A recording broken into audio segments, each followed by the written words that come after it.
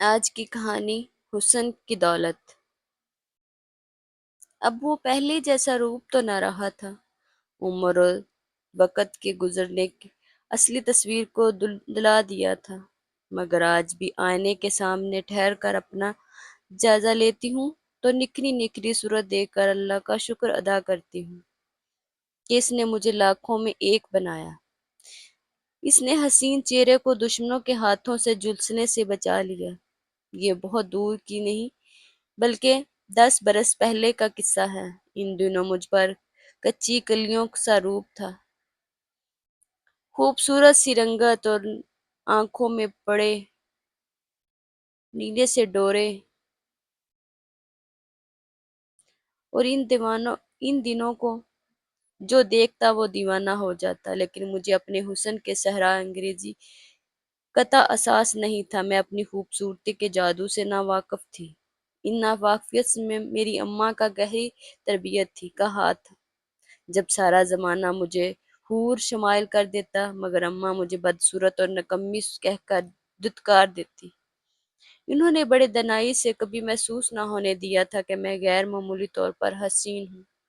وہ نہیں چاہتی تھی کہ میں اپنے حسن کی خوبی سے آشنا ہو جاؤں، خود بینائی اور خود آری پر مائل ہو جاؤں۔ خوبصورتی میں ماں بھی کسی سے کم نہ تھی۔ اگر یہ کہوں کہ حسن بانٹنے کا وقت خدا نے تعالیٰ نے میرے گھر والوں کے ساتھ بے حد فیض سے کام لیا تھا تو بے حد ہو جا۔ مجھ سے بڑے 4 بھائی مردانہ وجوہت کا پیکر تھے، گھر میں سب سے چھوٹی اور سبھی کی آنکھوں کا تارا تھی۔ اماں ابا نگاہوں میں بھی مجھ پر صدقے واری ہوتے تھے، مگر انہوں نے اس کا وہم چاہت کا بھی اس طرح ظاہر نہ کی تھی۔ میں خود سر ہو جاؤں یا مجھے اپنے حسن شکل صورت پر غرور ہو رہا۔ پرائمری پاس کر کے سیکنڈری میں داخلہ لیا تو اسکول کی لڑکیوں نے میری خوبصورتی کو سہرانا شروع کر دیا۔ میں حسن کی ملکہ ہوں، وہ مجھ پر رشک کرتی تھی۔ ان کی ستائی ہوئی بری نظروں کا مفہوم سمجھ کر میرا انگ انگ خوشی سے ناچ اٹھتا۔ عمر کا وہ حصہ تھا جب کسی کو چاہنے اور چاہ جانے کی خواہش کشید ہو جاتی۔ حسن تو دولت کی چاہ ہوتی ہے، مگر مجھے تو خدا نے حسن اور دولت سبھی کچھ دیا تھا۔ خود کو خوش نصیب کیوں نہ سمجھتی؟ انہی دنوں ایک سہیلی کی شادی تھی۔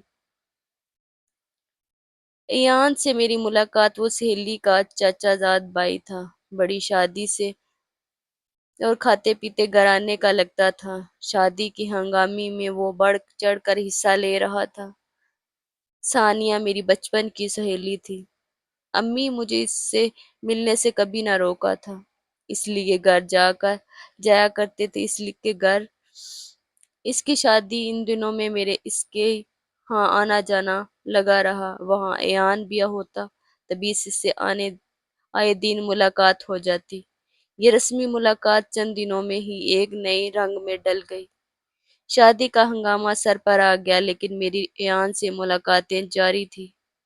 وہ میری زندگی میں آنے والا سب سے پہلا لڑکا تھا۔ اس کی قربت نے مجھ کو نہ ڈال کر دیا۔ اب اکثر اسکول سے چھٹی کر کے اس کے ساتھ کسی پارک یا ریسٹورینٹ میں جا بیٹھتی، جبکہ اس سے کبھی ایسی حرکت کی جرات سوچ بھی نہیں سکتی تھی۔ امی سے پوچھے بغیر کبھی کسی دوست کے گھر نہیں گئی تھی، مگر محبت کا نشے میں ڈوب کر انسان ہر مدخم کو پار کر لیتا ہے۔ ایان کی چاہ نے مجھے بھی ہر خوف سے بیگانہ کر دیا تھا۔ ایان کے بارے میں اتنا جانتی تھی کہ وہ کسی کمپنی میں مینیجر تھا۔ والدین پنجاب کے کسی قصبے میں رہتے تھے، ذمہ دارا کرتے تھے۔ اس کی والدہ کا انتقال ہو چکا تھا۔ ایان نے بتایا تھا کہ اس کے والد اس حد تک پرانے خیالاتوں کے مالک ہیں کہ انہوں نے آج تک کبھی ریل گاڑی کا سفر نہیں کیا۔ وہ بھی ابھی تک گھوڑی سوار کرتے ہیں۔ کراچی جیسے شہر میں آنے کا تو سوچ بھی نہیں سکتے۔ وہ سفر ان کے لیے محال تھا۔ بڑھاپا اور بیماری نے ان کو سفر کی قابل نہ چھوڑا تھا۔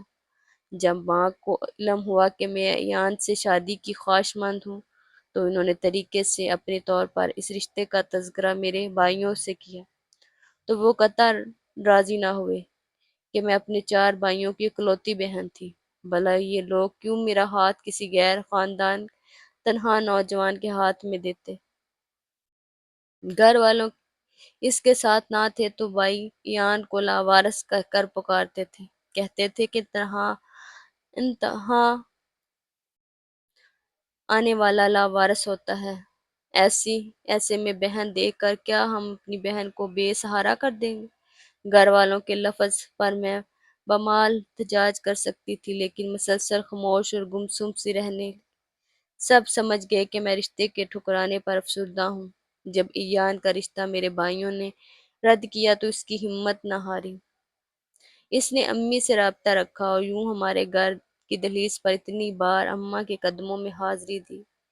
بالآخر امی کی منتوں سماجت ابا جان سے منوا ہی لیا۔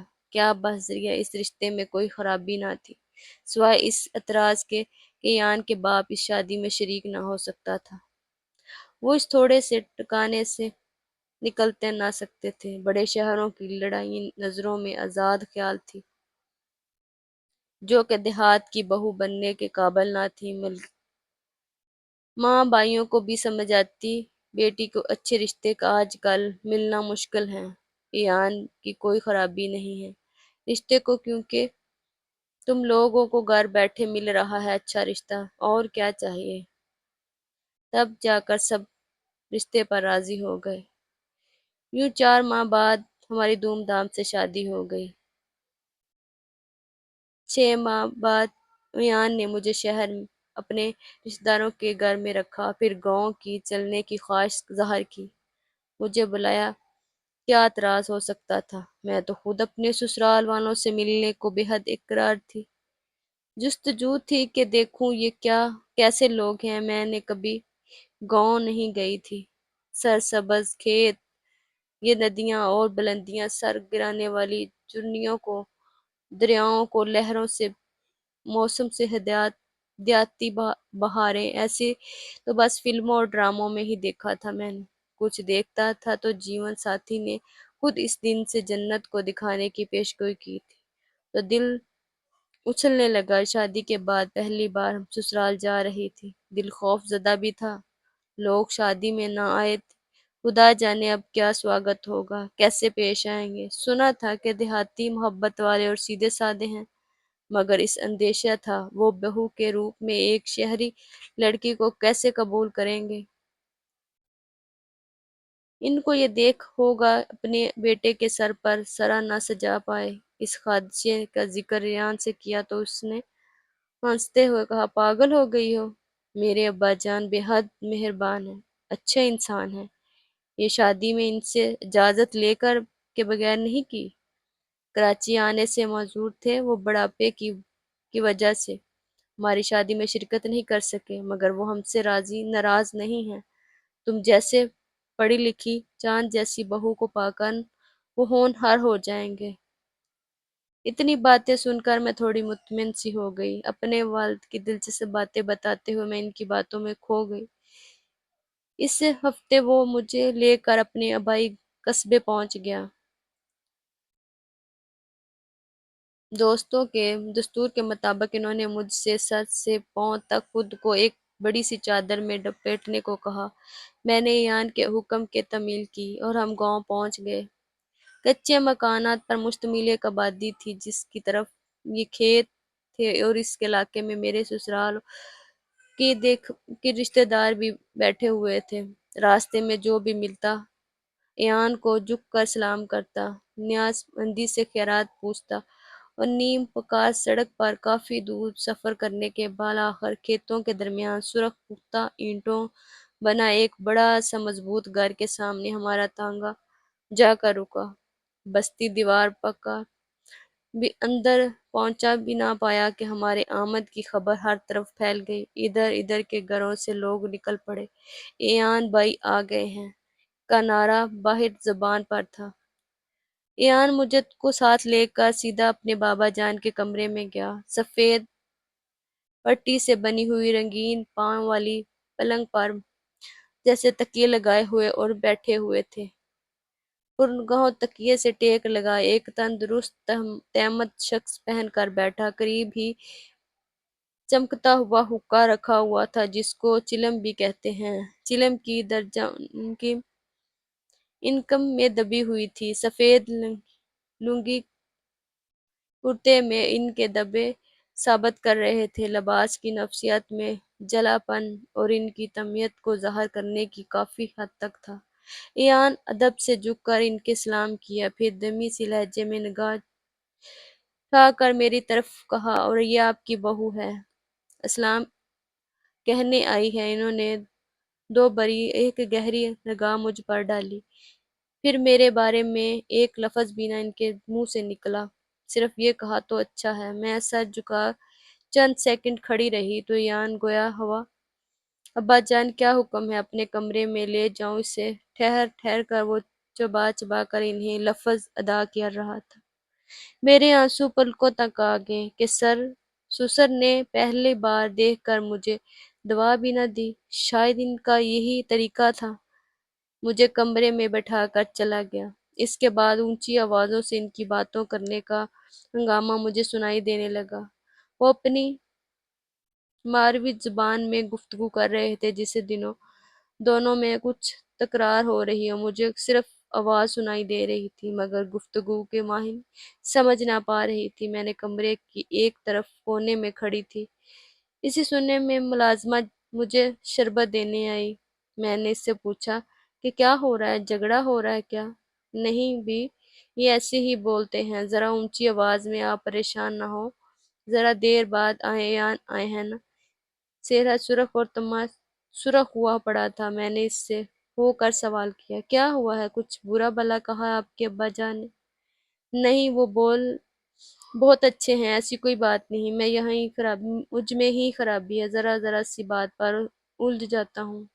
اس روز کے بعد میرے سسر صاحب سے کوئی بات نہ ہوئی، سامنا ہو جاتا تو نظریں نیچے رکھتی، سلام کرتے وہ یوں کہہ کے آگے بڑھ جاتے۔ اس رویے سے صاف ظاہر تھا کہ خفا تو ہیں، مگر کبھی سخت لہجے میں مجھ سے بات نہ کی تھی۔ یہاں آئے 2 ماہ ہو چکے تھے۔ ایک روز ایان شہر گیا ہوا تھا، میں کمرے میں اکیلی تھی، کسی نے دروازے پر دستک دی۔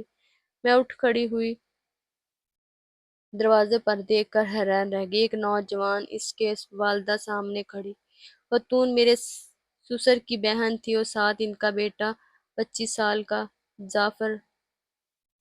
یہ تفہیم خاتون نے کروایا ہے۔ بولی، اچھا تم میری بیٹی کی جگہ لینے آئی ہو، جس پلنگ پر بیٹھی ہو نا، کسی کی سیج تھی، یہ میری بیٹی کی سیج تھی۔ اس پر اس کے بیٹے نے، جعفر نے کہا، مگر اماں ہمیں اس کو یہ سیج نصیب نہ ہونے دیں گے۔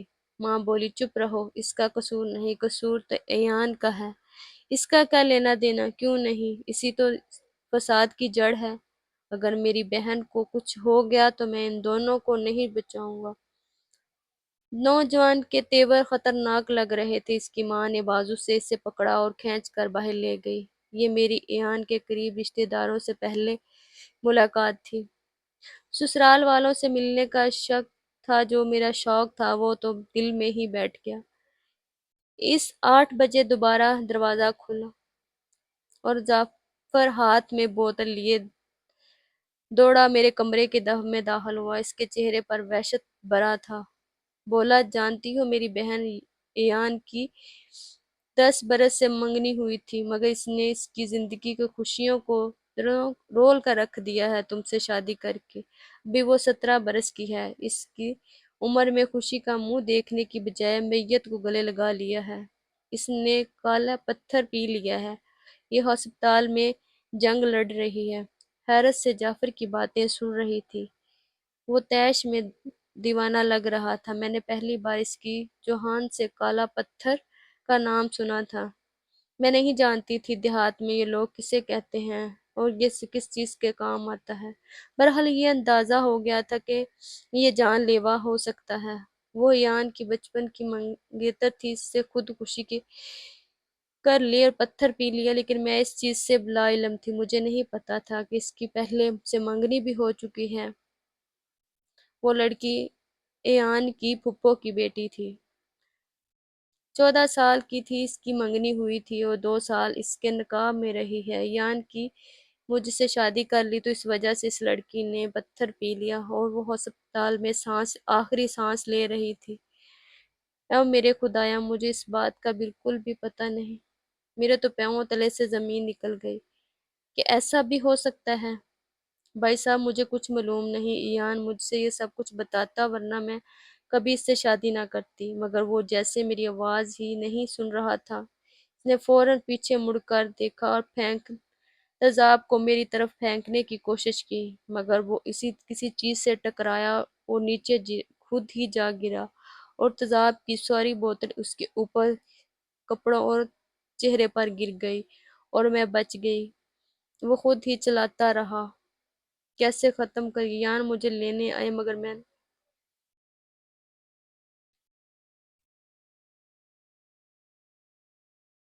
چلاتا رہا۔ اتنے میں وہ میرے سسر اور ایان بھی آ گئے، انہوں نے دیکھا اسے جلدی سے ہاسپٹل لے گئے اور میں بچ گئی۔ اتنے میں نے اپنے بھائی کو کال کی اور میرے گھر والے مجھے واپس لے آئے۔ اس کے بعد ایان بہت دفعہ مجھے گھر لینے آیا، لیکن میں نے جانے کے اس کے ساتھ جانے کی بجائے میں نے اسے کہہ دیا کہ مجھے طلاق چاہیے۔ میرے گھر والے بھی سب اسی بات پر تھے کیونکہ وہ مجھے کھونا نہیں چاہتے تھے، میں ان کی ایک اکلوتی اولاد تھی۔ میرے بھائی بھی مجھ سے بہت محبت کرتے تھے، انہوں نے کہا کہ ہم اپنی بہن کو وہاں اس کی جان کو خطرہ ہوگا، ہم وہاں نہیں بیچ سکتے، تم اسے طلاق دے دو۔ ایان نے مجھے طلاق دے دی لیکن میں آج تک دوسری شادی نہیں کر سکی، بس ایان کی محبت کو دل میں دفن کر کے اب زندگی گزار رہی ہوں اور اللہ کا شکر ادا کرتی ہوں کہ اللہ نے مجھے اس مصیبت سے بچا لیا اور خطرناک تھے ارادے سے وہ آیا تھا، لیکن اللہ نے اسی پر سب کچھ کر لیا کیونکہ میری اس میں کوئی غلطی ہی نہیں تھی۔